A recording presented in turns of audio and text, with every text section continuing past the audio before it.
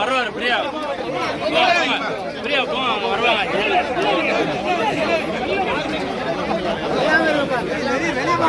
வழிவிடு வாங்க.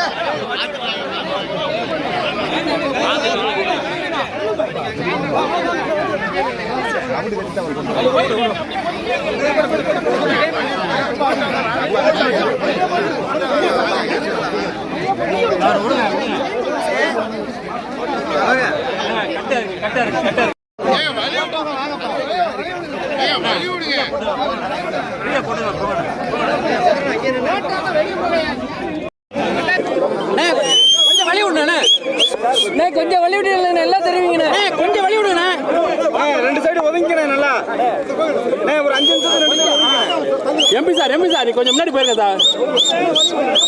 கொஞ்சம் நாம அப்படியே கொஞ்சம் ஒதுங்கிங்கண்ணா. ஓகே. இது வந்து சிவில் வழக்கு. சிவில் வழக்கு 3 மாதத்துக்கு முன்னே நடந்ததாக சொல்லி ஒரு எஃப்ஐஆரை போட்டு, அது ஒரு எஃப்ஐஆரில் 2 எஃப்ஐஆர் போட்டு இதை கிரிமினல் கேஸ் ஆக்கி உள்ளே வைக்கணுங்கிறது ஒரு அரசியல் பழிவாங்கும் எண்ணத்தோடு நடந்த கேஸ் இது. நீதிமன்றத்துக்கு போனால் நீதி கிடச்சிருக்குது, பெயில் கிடச்சிருக்குது. கண்டிப்பாக இந்த கேஸில் நாங்கள் ஜெயிப்போம். இதுக்கு முன்னே எங்கிட்ட கேஸ் கிடையாது, அரசியல் கேஸ் தான். இந்த 3 வருஷத்தில் மட்டும் என் மேலே இதோட 31 கேஸ் போட்டிருக்காங்க. 31 கேஸ் போட்டிருக்காங்க. அதனால இந்த கேஸெல்லாம் பற்றி நாங்கள் பயப்படுறதில்ல. எங்களுடைய பொதுச் செயலாளர் அண்ணன் எடப்பாடியார் சொன்னது மாதிரி எத்தனையோ இருக்குது, அதையெல்லாம் விட்டுட்டு இந்த கையாளாகாத திமுக அரசு பழிவாங்க நடவடிக்கை தான். கரூரில் இருக்கக்கூடிய திமுககாரங்க யார் உங்களுக்கு தெரியும். அவங்களுடைய தூண்டுதலின் பேரில் போடப்பட்ட வழக்கு நீதிமன்றத்தில் சரியான எங்களுக்கு நீதி கிடச்சிருக்குது.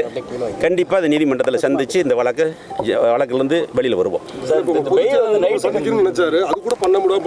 இல்லை, அன்னைக்கு வர்றோம்னு சொல்லியிருந்தாரு. அன்னைக்கு என்னை வாரண்ட்டுக்காக கரூர் கூட்டி போயிட்டாங்க. இப்போ வந்து இது நடந்துக்கிட்டு இருக்குது, நம்ம பார்லிமெண்ட் தொகுதி சம்பந்தமான ஆலோசனை கூட்டம் நடந்துக்கிட்டு இருக்குது. அதனால் அன்னைக்கு என்ன இவங்கெல்லாம் வந்தாங்க, தங்கமணி என்ன, சிவி சண்முகம், ஒரு பரஞ்சோதி, இவங்கெல்லாம் வெளியில் இருந்தாங்க, உள்ளே வர முடியல. கட்சியில் எனக்கு ஆதரவு கொடுத்த நிர்வாகிகளுக்கும் மற்றும் குறிப்பாக வழக்கறிஞர்களுக்கும் என் சார்பாக மனமார்ந்த நன்றி. அதனால் இதை கண்டுலாம் நாங்கள் பயப்பட மாட்டோம். இதை வச்சு மிரட்டி கட்சிக்காரங்களை பயமுறுத்தலாம்னு நினைக்கிறதெல்லாம் நடக்காது.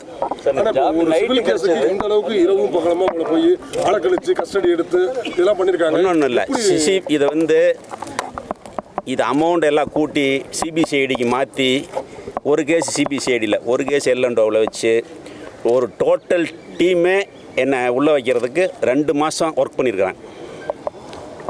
அதுதான் உங்களுக்கு தெரியும். எல்லாமே அதெல்லாம் எதுவுமே இல்லை, அதெல்லாம் எதுவுமே கிடையாது. அதெல்லாம் குறை சொல்லல, ஒன்றும் இல்லை. நீதிமன்றத்தில் நியாயம் கிடைச்சிருக்குது. அது நீ அடுத்ததாக எங்களுக்கு நிறைய கேஸை பாஸ் பண்ணியிருக்கிறேன். அவங்களே போட முடியாமல் எம்எஃப் பண்ணியிருக்கிறாங்க. இன்னும் கொஞ்சம் கேஸ் இருக்குது. எல்லாமே இந்த கேஸ் தான், கட்சி கேஸ் தான், வேறு ஒன்றும் கிடையாது. நீ அடுத்தது சட்டமன்ற தேர்தல் சம்பந்தமான வேலைகள். இந்த கேஸில் என்ன மட்டும் இல்லை, கட்சிக்காரங்கள, என் ஆஃபீஸில் வேலை செய்கிறவங்க, கூட பழகுறவங்க எல்லாத்தையும் டிஸ்டர்ப் பண்ணிட்டாங்க. இதுக்கு மேலே ஒன்றும் இல்லை, நாங்கள் நிறைய பார்த்துட்டோம். இது ஒன்றும் எங்களுக்கு புதுசெல்லாம் இல்லை.